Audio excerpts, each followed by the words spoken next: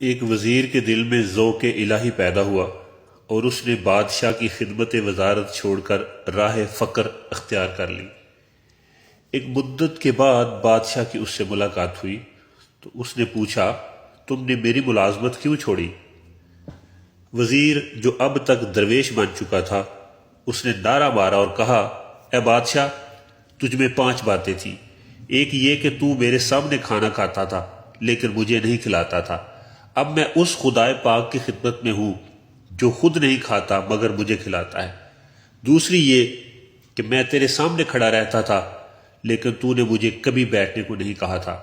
اب میں اپنے پروردگار کی خدمت میں ہوں تو وہ مجھے 4 رکعت کی نماز میں 2 دفعہ بٹھاتا ہے، جس سے مجھے اس کی عبادت کرنے میں آسانی ہوتی ہے۔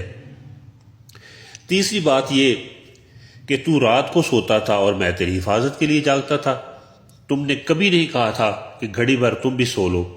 اب میں اپنے پروردگار کی خدمت میں ہوں تو وہ خود نہیں سوتا بلکہ میری حفاظت کرتا ہے اور میں سوتا ہوں۔ چوتھی یہ کہ میں ہر وقت ڈرا رہتا تھا کہ کہیں تم نہ مر جاؤ۔ اب میں اپنے پروردگار کی خدمت میں ہوں، مجھے خود مرنا نہیں اور مجھے اس نے اپنے ذکر سے حیات جاویداں بخش دی ہے۔ پانچویں بات یہ ہے کہ میں ہر وقت ڈرا رہتا تھا کہ اگر مجھ سے کوئی غلطی ہو گئی تو مجھے سزا دے گا۔ میں اب اپنے پروردگار کی خدمت میں ہوں تو مجھے ایسا کوئی خطرہ نہیں کہ اگر مجھ سے کوئی خطا ہو بھی جاتی ہے تو میں توبہ استغفار کر لیتا ہوں اور وہ مجھے بخش دیتا ہے۔